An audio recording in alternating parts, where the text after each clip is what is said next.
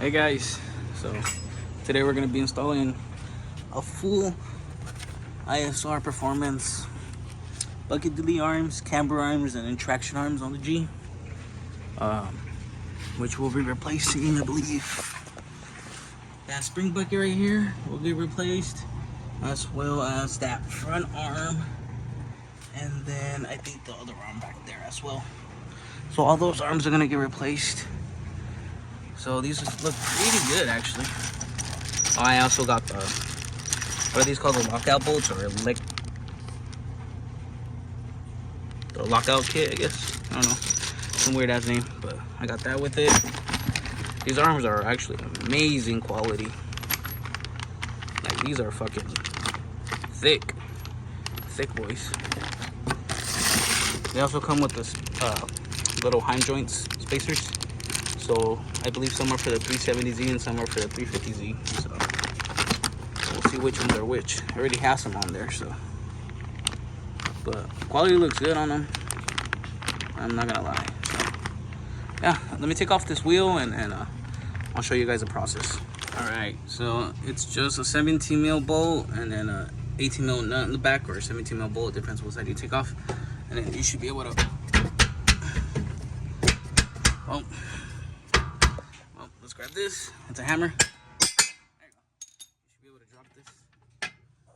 Take out that bolt, which this bolt will have that washer. That's what you need the lockout kit, because so they lock in place. So you'll have that. Put those on the side so we don't lose those. And then here's the new one. So take that out. Actually really light, which I thought these may save weight, but I think these are heavier. And then what I would do is I would match up these holes to these to measure exactly the same, so you have a okay alignment to drive to alignment shop. So let me take these out the packaging and then get them to the what size they need to be at. Old spring bucket, new spring bucket delete arm. Feel real easy. Like I said, I just measured it up to the original bucket. I did have to wiggle it around to get it in, but it fit good.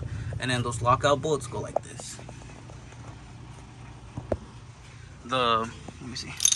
This washer fits perfectly in there to where it's centered and it won't let the adjustment go anywhere. Unlike these, they have an adjustment point for added or negative camber. But you have at least a little bit of adjustability compared to these. We just turn this to make the camber go up, back, and forth. But next arm, I think, will be this one. Retraction arm. This is gonna be the next arm, I believe, the rear camber arm, which I need to figure out which one is what kind of spacers I need to use, but we'll see that right now. So far, it's been an easy install. All right, next up is the camber arm, which has the shape, and I did have to remove the sway bar because it connects from this part to this part. Same thing, I just kind of matched it up. I don't have to be perfect, but they're almost the same length, so they should be fine until I get an alignment, which I'm gonna get one like in a day or two. So that's the camber arms. The only thing is I have to see if it takes these spacers or if it takes the ones inside the box, which are, I'm getting them right now, which are these. I think they're different sizing, so I'm gonna see which one it takes right now. But yeah, I'll show you guys once it's on. All right, guys. So there is the camber arm installed. So next is the traction arm right here. Which hopefully it's easy to get to, because I'm getting a little tired. That will go right there. So let me unbox this.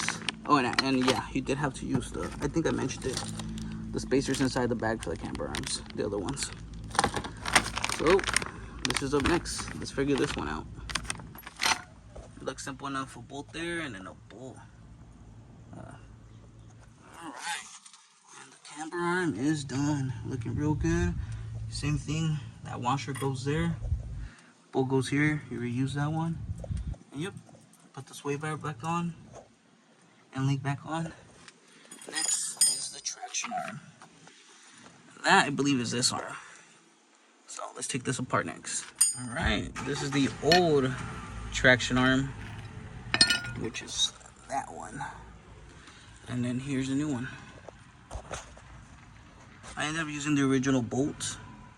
You do have to make sure this spacer is super centered when you're tightening it. After it gets tension, it'll stay in place and it'll feel smooth. And then I did have to loosen this off to slide this on. So it's no big deal. It's just a 17. You loosen that, this drops down, and then you're able to slide this.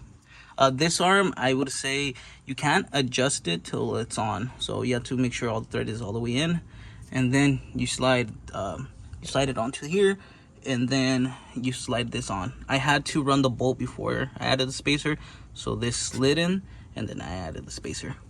But yeah, we are done with one side. I don't think I'll record the other side, how to, but I'll just show you guys when it's all on. And then we'll record the alignment. I also did change up the coils to BCs. It did have some max speeding rods to send me out, which worked fine, but I wanted a really good coil for daily driving and drifting. So I'm trying to make this car a legit seat time car. But yeah, let me record the other side. All right, here's the other side. Old and all done. Look at that, it looked really good. But yeah, time to get the tire on. There's all the old stuff, there's all the new, and then I'll record the alignment and how that goes with it. All right guys, well, we're on the way to the alignment shop. Trying to get this thing pretty aligned. Going to a buddy of mine that I have done work with before. He's the one that did the C notch on the mini truck, and he did the HE conversion on the Silverado, so he does pretty good work. But yeah, I'll record once we get to the spot, since I don't think POV driving on the highway with cruise control is that fun to watch. We made it. The car is fully fenders rolled in the rear already. We're just waiting for them to clear up the alignment rack, we'll be able to put it in to the alignment. So there's some cool cars here. The Hellcat over there was real loud, and then look at this thing right here. The homie's Volvo. I think it has a welded diff too. The boy Yodi. I think it's dope. But yeah, let's wait for the G to be ready, and then I'll record some more once it's in there to see what kind of specs we get. So here guys, you guys can see the front camber is pretty good. Of course the toe is out, but the back, since your boy didn't even eyeball it, it's pretty fucked up. But there you can see all the new arms, little muffler delete. But I was gonna show you guys underneath this. This is how clean this thing is, other than the scraping. There we can see the G-Tech small angle kit. Looks pretty good under here. So let's see what these numbers come out after they're done. Alright, well, it's in the progress of doing the alignment. We're trying to zero out the camber in the back. Look how beautiful these arms look though. Beautiful. But let's see what we can come up with. I think the car looks pretty good on the lift.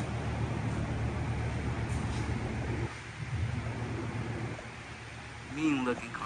And we are done. Time for the car to roll out. Time to go test it out. So we'll test it out pretty soon. Alright, so we're back from rolling fenders 559. The car drives amazing now, super straight. Shout out to Rafa and Yodi. They both just got this thing dialed in. The fitment, I went with 3 degrees of camber in the front, which is perfect. Almost lip a fender.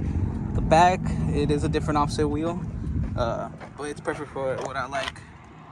Fitment's basically almost there. I mean, if I can probably run a little more aggressive rim, but I think for what I'm going for in this car, it's more than fine. But it drives amazing. Every little scenery spot where people dump trash. But yeah, the car came out good. Shout out to them. I'll put their Instagrams right here if you guys want to hit them up if you're in the 559 area. They do all type of work. They didn't sponsor me or nothing, but their work is good, so I stand by it. This car drives amazing now compared to how it was. But let me see if I can just record a small clip right here.